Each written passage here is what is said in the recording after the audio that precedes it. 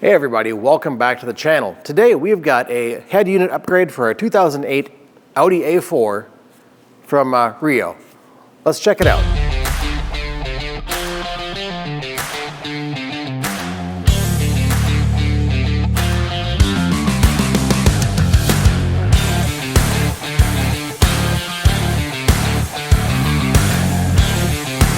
That is right, a head unit update for our A4 convertible. And if you know me, if you followed the channel for any length of time, I enjoy tech, I enjoy good audio quality, but also mindful of the budget. Sure, the pickup's got Kenwood, it's got subs, it's got all sorts of good stuff in it, but you don't need to have that in every case. And today, we're gonna try out this Android Auto head unit from REEIIO and see how it stacks up against the factory head unit from the A4. Now, this one does have the upgraded audio on it from the factory. It's got the 6-disc in-dash changer and sounds pretty good, but it lacks navigation, it lacks Bluetooth audio for your phone or Bluetooth calling, anything like that. It's, 2008 tech. So let's take a look in the box here and see what we've got. Oh, my traveling cart is full of Challenger parts, but got good foam padding. We do have a bag of cables, which has a CAN bus adapter, so the steering wheel controls should remain intact. You can continue to use those. Wiring harness, it does not look like I need to do any sort of splicing or soldering for connection to the factory harness, so that's going to be a big bonus, both a time saver and for people who are not extremely confident doing their own wiring, especially in a vehicle. Should be a trick for you. The head unit itself is pretty sleek, pretty thin, and we do not have our CDs in here anymore, but we have Bluetooth, we have USB input for my flash drive full of all my music files, and of course we have the regular AM/FM antenna.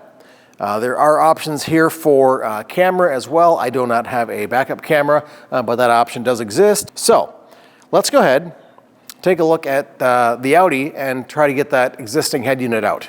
Now, the one thing you are going to need are these head unit removal tools. I picked mine up from any number of online retailers, whether it's FCP Euro, ECS Tuning, Crutchfield, AutoZone.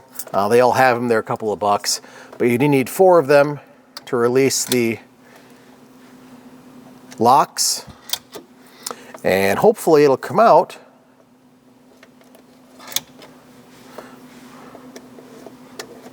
without too much hassle. So before I do this, let's eject all of my CDs.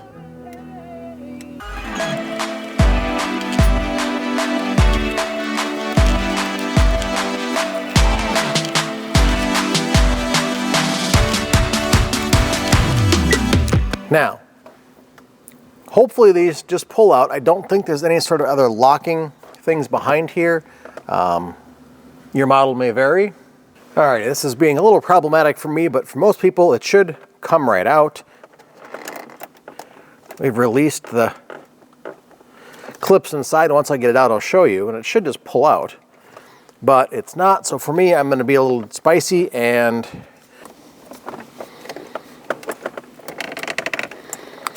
okay, I got my little trim tool tab underneath this little silver trim ring here. Be careful so you don't damage any of the buttons, and then give it a tug. There we go. Comes out. It was nice and snug. But then we have our factory head unit and all of our cables. We have one down here. Let's see what that goes to. And then a couple of harnesses here, which just should pop up. And then they all come out.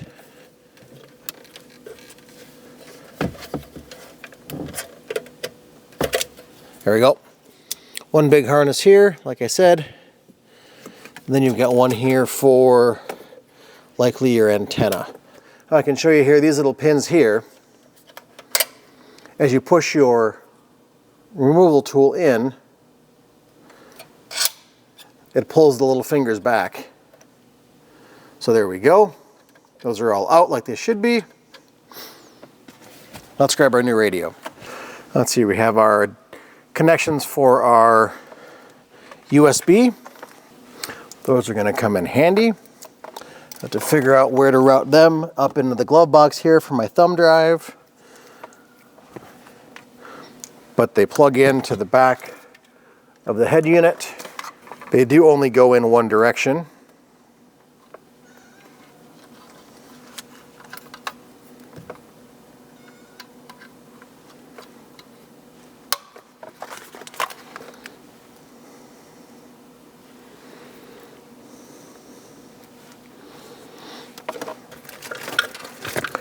Now we have our other harnesses here.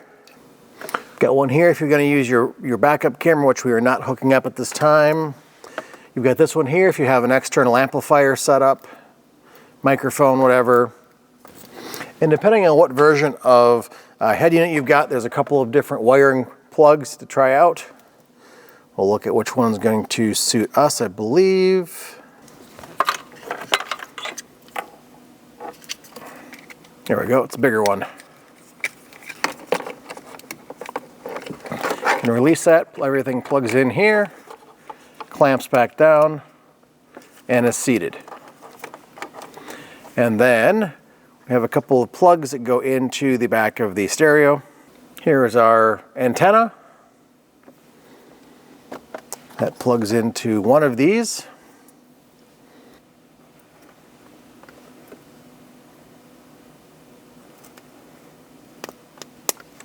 Plug you into there. And we should have pretty much a one-to-one relationship with the remaining wires on the back of the head unit.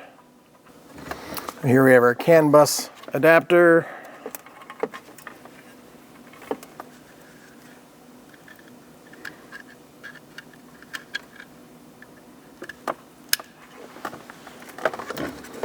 And that should be the plugs.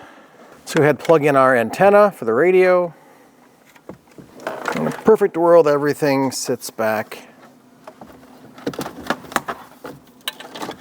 in here for right now.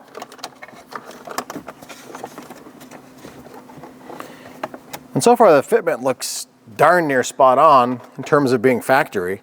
But before I push it in all the way, let me go ahead and check a few things and we'll try and power it up. All right. Oop. Close my door, and there we go. It fires up. I don't expect to get any radio signal in here because we live in the middle of nowhere. But let's see if I can find anything at all. No radio signal, but I'm not worried about that at all. Let's see.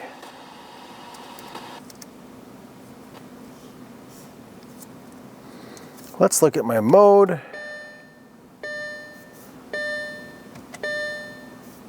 All right, let's go ahead and pair up to Bluetooth real quick.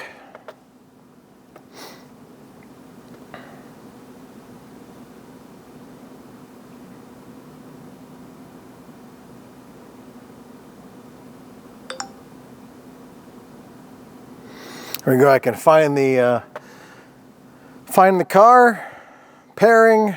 Yes, pair it up.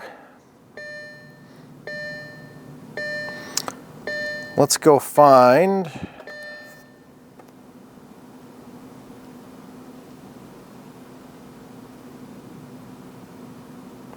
Android Auto. It pairs right up to my vehicle. And then there's our GPS location. Hi, I'm Kim Vanell in Wanganui, New Zealand. It's Wednesday, That's February not what 18th. I want. But we can see searching for GPS because I'm in a steel building. But we do have, let's see if I can find.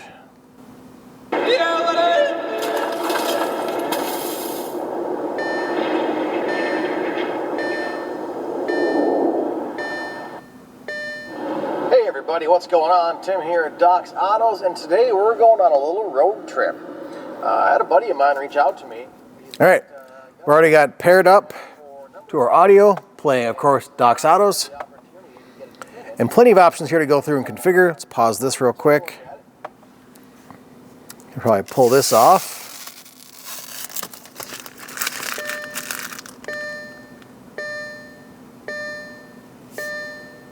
And go back, menu, look at the radio, EQ. We can go and set all those things in here. Let me go bring you a little closer to see the screen here. Alrighty, it's been a few days, mainly because I got sick with the flu, as did the rest of the family. We're back here wrapping this up. I do have the head unit installed. I did have a couple of questions during my install process. I reached out to the REEIIO team, and very helpful, very informative, and actually got me updated with some new software for this, for the CAN bus controls. I'll show you that in just a moment. But pretty much, let's take a look at the radio. It is installed. It looks very good. Let's see if I can get it to focus. Alrighty, we've got our head unit here. Pretty easy to navigate around. Go into setup. This gives you many of the settings you're going to need. You pair up your smartphone to it if you want to use it as a Wi-Fi hotspot. Different display options if you have video output, audio output for other amplifiers. Radio area. If you've got a backup camera hooked up to it, you can change the backup parking lines, format of the video, etc. A bunch of options. But for me, that CAN bus adapter was hiding here in the factory settings at the very bottom. And if you go in, here's your CAN bus settings, and they had me change this to make sure it was set to Audi, and then the Luzang firmware option, and then I had all my steering wheel buttons back working again. And if we want to go in, play our audio off of our USB thumb drive, I did run one of the USB cables. Hello, Android Auto, go home. I did run one of the USB cables out the side here, down along the transmission tunnel, right between my seat and the center console here, where I've got a 128 gig thumb drive plugged in. Of course, I'm not going to turn up the volume because, you know, monetization. But if I go ahead and turn the car on, or at least to the ignition, I do have my controls for the steering wheel, and I can go ahead and scroll through all of my songs. Works excellent. The other neat thing in the settings is that you can change the backlighting for all of your buttons on the head unit here. So for me, I've got the orangish red Audi. I can go in there and change that in the system. And you can change the background as well. Lantern setting, that's what allows you to change your buttons here. If you do have a firmware update to do like I did, you can go ahead and install it from your thumb drive right there. And pretty simple configuration for if you've got a backup camera, you can go in and change those settings as well. In your driving, you've got your options for your cameras, whether you want the front camera, rear camera, driving lines for backing up, etc. Overall, a pretty good deal. Now for me, I don't have the AirPlay or the Auto Link, I just have the USB for my audio. We do have Android Auto, so it's that's the thing to have these days, except for this bing bong, bing bong. We've got our Android Auto like you're used to with many other head units in today's automobiles. So if you wanted, you could stream any of your news channels or whatever in here. But again, we're indoors, not getting a good GPS signal because we're indoors. But again, you know how it works. Type in your address and away you go. Now for me, one of the big things that drew me to working with REEIIO for this, this head unit was it looks like it's supposed to be here. We don't have a weird discount box, double DIN install kit that looks like it's not supposed to be there. This head unit actually looks like it's supposed to be here. And I had been looking for a while to replace the head unit with something, you know, more current like this, and I didn't find anything that was not horribly expensive. So the price point for this unit comes in pretty good. And also I think it looks awesome. So some of the other features you've got a, like I said, internal amplifier for, at least my configuration, powers the front speakers, and then the amplifier out via a pair of RCA cables takes care of the door speakers, the speakers in my rear seats, and then the factory sub. Depending on your vehicle, you may have a different configuration, a little bit different wiring. That's why I got a couple of different wiring harnesses to use depending on the model of car I had.